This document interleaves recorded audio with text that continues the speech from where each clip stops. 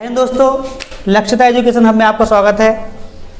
राष्ट्रपति के एक वीडियो हम दे चुके हैं, पार्ट 1 दे चुके हैं। उसमें लगभग अनुच्छेद 61 तक हम पढ़ चुके हैं, यानी कि राष्ट्रपति पर महाभियोग, राष्ट्रपति का पद और राष्ट्रपति के लिए निर्वाचन मंडल, उस वीडियो में ये पढ़ चुके हैं। आज राष्ट्रपति के वीडियो की जो दूसरी वीडियो है, राष्ट्रपति के यानी कि दूसरा भाग यहाँ मिलेगा। राष्ट्रपति से संबंधित सारे बिंदु यहाँ आपको मिल जाएंगे, जो बचे हुए थे शेष बिंदु इस वीडियो में मिल जाएंगे। ठीक है। अनुच्छेद 72, अनुच्छेद 83, अनुच्छेद 331 और अनुच्छेद हमारा 110 और अनुच्छेद 111, अनुच्छेद 123 और अनुच्छेद 143 और अनुच्छेद 352, अनुच्छेद 356, अनुच्छेद 360। जो शेष भाग है, जो महत्वपूर्ण, जो एग्जाम में आने वाले अनुच्छेद है, जो महत्वपूर्ण अनुच्छेद है, वे सारे इसके अंदर कवर हो जाएंगे। और राष्ट्रपति का कोई भी क्वेश्चन किसी भी एग्जाम में, चाहे यूपीएसआई हो, चाहे यूपी पुलिस हो, चाहे यूपी पीसीएस हो, किसी भी एग्जाम में कहीं भी राष्ट्रपति कोई भी क्वेश्चन इस टॉपिक से बाहर नहीं जाएगा। ये जो हमारी दो वीडियो में पूरा राष्ट्रपति कवर कर लिया। तो इससे पहले हम बता चुके थे राष्ट्रपति के पद के बारे में, राष्ट्रपति और महाभियोग के बारे में। आज यहाँ स्टार्टिंग करते हैं यहाँ से अनुच्छेद 72 से। ठीक है। तो अनुच्छेद 72 में क्या बता दिया गया? अनुच्छेद 72 में ये बताया गया कि राष्ट्रपति को क्षमादान की शक्ति प्रदान की गई है। राष्ट्रपति किसी व्यक्ति को पूर्णतः क्षमा कर सकता है। इसमें प्रविलंबन, लघुकरण, अपरिहार, इस तरह की क्षमा का प्रावधान किया गया है। तो क्वेश्चन बनेगा कि राष्ट्रपति किस अनुच्छेद के तहत क्षमादान की शक्ति प्रदान की गई है? तो कौन सा अनुच्छेद? 72 क्षमादान। क्वेश्चन बनेगा राष्ट्रपति को किस अनुच्छेद के तहत क्षमादान शक्ति प्रदान की गई है? तो कौन सा अनुच्छेद है हमारा? अनुच्छेद 72 में क्षमादान शक्ति प्रदान की गई है। अब बात करते हैं अनुच्छेद 83। अनुच्छेद 83 में क्या करेगा? राष्ट्रपति राज्यसभा में 12 सदस्यों को मनोनीत करता। कौन से 12 सदस्य? वे 12 सदस्य मनोनीत करता जो कला, संस्कृति, साहित्य, स्पोर्ट्स, यानी कि इन चीज़ों में ख्याति प्राप्त कर चुके हो, इन क्षेत्रों में ख्याति प्राप्त कर चुके हो, ऐसे 12 सदस्यों को राष्ट्रपति अनुच्छेद 83 के तहत राज्यसभा में मनोनीत करता। कितने सदस्य मनोनीत करता? 12 सदस्य। 12 सदस्य। कौन सा अनुच्छेद? अनुच्छेद 83 के तहत राष्ट्रपति राज्यसभा में 12 सदस्यों को मनोनीत करता है। कौन से 12? जिन्होंने कला, साहित्य और खेल, इनमें प्रख्याति प्राप्त कर रखी हो, ऐसे 12 सदस्यों को राष्ट्रपति अनुच्छेद 83 के तहत मनोनीत करता। एक पहले क्या था? राष्ट्रपति लोकसभा में 2 एंग्लो इंडियन सदस्य मनोनीत करते थे। अब तो वो आरक्षण खत्म कर चुके हैं, लेकिन कभी कभी पूछ लेता है कि कौन से अनुच्छेद के तहत करते थे? तो कितने? 2 एंग्लो इंडियन। लोकसभा में कितने सदस्य? 2। राष्ट्रपति लोकसभा में कितने सदस्य मनोनीत करते थे? 2 सदस्य मनोनीत करते थे। अनुच्छेद 331 के तहत 2 एंग्लो इंडियन सदस्य मनोनीत कर सकते हैं। ठीक है। बात करते हैं अनुच्छेद 110 की। अनुच्छेद 110 में क्या है? अनुच्छेद 110 में धन विधेयक को रखा गया है। क्वेश्चन बनेगा धन विधेयक कौन से अनुच्छेद के अंतर्गत रखा गया? धन विधेयक कौन से अनुच्छेद रखा गया? अनुच्छेद 10 में धन विधेयक को रखा गया है। धन विधेयक को रखा गया है। धन विधेयक, यानी कि जब धन विधेयक लोकसभा में ही प्रस्तुत किया जा सकता, केवल जब धन विधेयक की वीडियो बनाएंगे वो अलग से बता देंगे। फिलहाल यहाँ हम राष्ट्रपति कवर कर रहे हैं बस। तो जब यहाँ लोकसभा में प्रस्तुत कर सकते धन विधेयक को, लोकसभा के बाद राज्यसभा में जाएगा। राज्यसभा केवल धन विधेयक को 14 दिन रोक सकती, 14 दिन से ज़्यादा नहीं रोकती। अगर 14 दिन में वो पास कर देती तो ठीक है, वरना वो स्वतः ही पारित मान लिया जाता धन विधेयक, और उसे केवल हम लोकसभा में भेज सकते हैं। उसके बाद राज्यसभा के बाद जब पारित हो जाता तो राष्ट्रपति के हस्ताक्षर के बाद ही कोई विधेयक यानी लागू हो पाता। तो राष्ट्रपति अनुच्छेद 110 के अनुसार धन विधेयक पर हस्ताक्षर करते, तब जाकर धन विधेयक लागू हो पाता। बात करते हैं अनुच्छेद 111 की। अनुच्छेद 111 के अंतर्गत क्या? राष्ट्रपति को जेबी वीटो पावर प्रदान की गई है। जेबी वीटो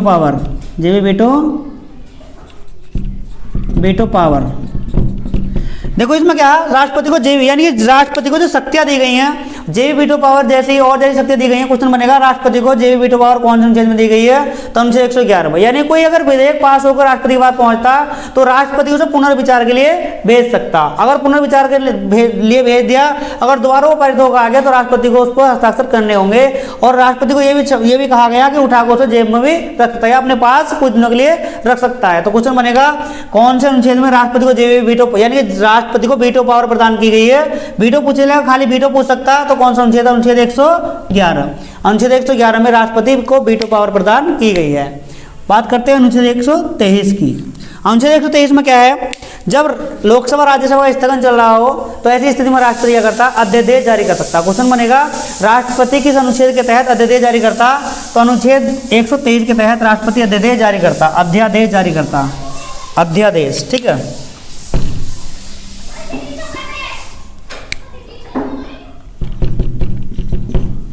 अध्यादेश। क्वेश्चन बनेगा राष्ट्रपति कौन से अनुच्छेद के तहत अध्यादेश जारी कर सकता, तो अनुच्छेद 123 के तहत राष्ट्रपति अध्यादेश जारी कर सकता। अगर राज्यपाल का पूछ ले इसमें से निकल जाता राज्यपाल के लिए 213, राज्यपाल देखो इसमें से 123 है हमारा, 2 बाहर निकाल दो, बस 1 अंदर रख दो, तो क्वेश्चन बनेगा राज्यपाल कौन से में करेगा, 213 में। देखो बिल्कुल इजी है, अगर राष्ट्रपति पढ़ लिया राष्ट्रपति कौन से अनुच्छेद के तहत अध्यादेश जारी कर सकता, तो अनुच्छेद 123, अगर राज्यपाल का पूछ लिया तो 213, बस ये 2 को बाहर निकाल कर रखना, बस राज्यपाल का भी यही याद हो जाएगा। ठीक है, तो राष्ट्रपति अनुच्छेद 123 के तहत अध्यादेश जारी कर सकता है। ठीक है, अब बात करते हैं अनुच्छेद 143 की। अनुच्छेद 143 में क्या बता दिया गया, अनुच्छेद 143 में ये बता दिया गया अगर राष्ट्रपति किसी मुद्दे पर सलाह लेने किसी से सलाह लेना चाहेगा तो यहाँ बता देगा सर्वोच्च न्यायालय का जो मुख्य न्यायाधीश है। क्वेश्चन बनेगा राष्ट्रपति सर्वोच्च न्यायालय के मुख्य न्यायाधीश से कौन से अनुच्छेद के तहत सलाह लेता, तो अनुच्छेद 143, अनुच्छेद 143 में वो सलाह ले सकते हैं राष्ट्रपति किससे, सर्वोच्च न्यायालय मुख्य न्यायाधीश से। लेकिन सर्वोच्च न्यायालय के मुख्य न्यायाधीश उन्हें बाध्य नहीं कर सकते कि हाँ तुम्हें ये काम करना ही है। ठीक है, केवल सलाह ले सकते हैं। क्वेश्चन बनेगा अनुच्छेद 143 के तहत राष्ट्रपति सर्वोच्च न्यायालय के मुख्य न्यायाधीश से सलाह ले सकते हैं। ठीक है, सर्वोच्च न्यायालय के मुख्य न्यायाधीश, सर्वोच्च न्यायालय के मुख्य न्यायाधीश। ठीक है, सर्वोच्च न्यायालय मुख्य न्यायाधीश से क्या ले सकते हैं, केवल सलाह ले सकते हैं, केवल सलाह। राष्ट्रपति अनुच्छेद 143 के तहत सर्वोच्च न्यायालय के मुख्य न्यायाधीश से सलाह ले सकते हैं कुछ मुद्दों पर, लेकिन सर्वोच्च न्यायालय मुख्य न्यायाधीश इनको बाध्य नहीं कर सकते कि भाई तुम्हें ये मुद्दे मानने ही पड़ेंगे, केवल सलाह ले सकते हैं।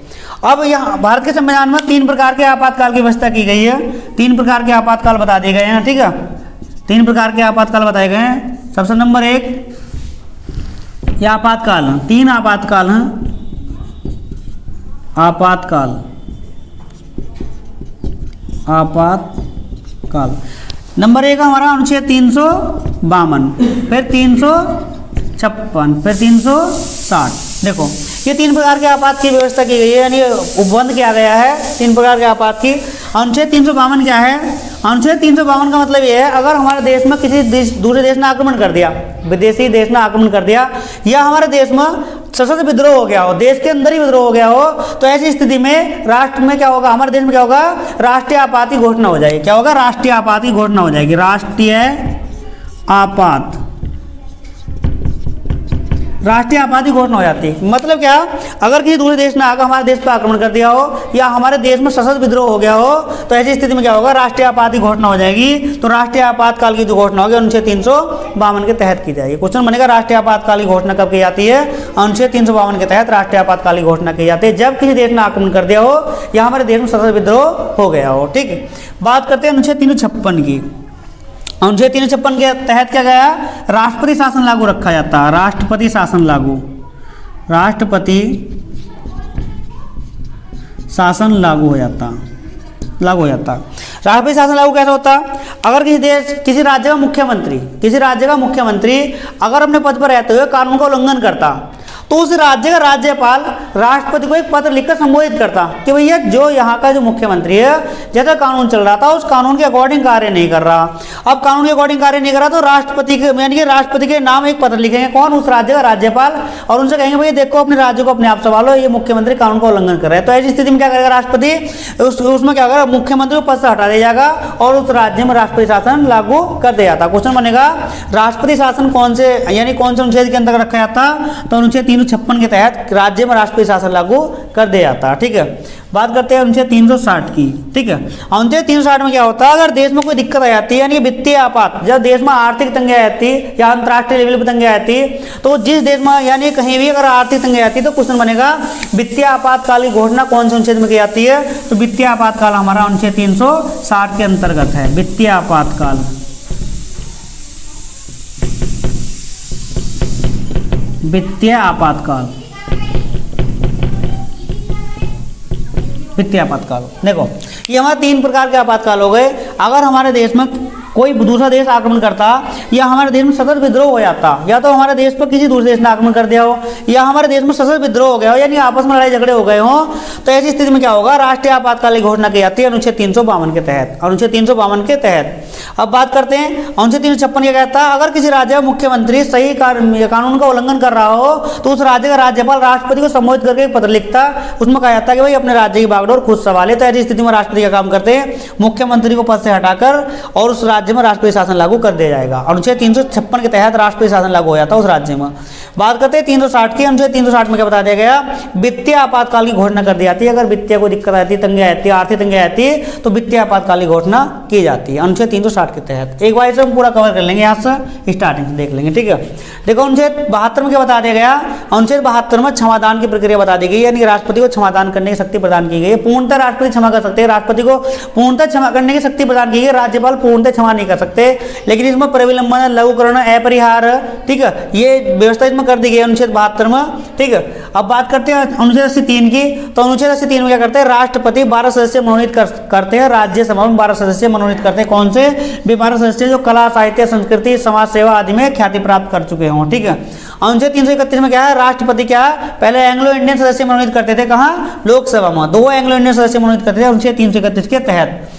अब अनुच्छेद 110 में क्या है, अनुच्छेद 110 में धन विधेयक को रखा गया है, तो राष्ट्रपति हस्ताक्षर के बाद ही कोई विधेयक धन विधेयक बन पाता है, यानी कोई भी विधेयक हो, अनुच्छेद 110 में राष्ट्रपति क्या काम करेगा, धन विधेयक पर हस्ताक्षर करेगा, तभी जाकर वो विधेयक लागू हो पाएगा।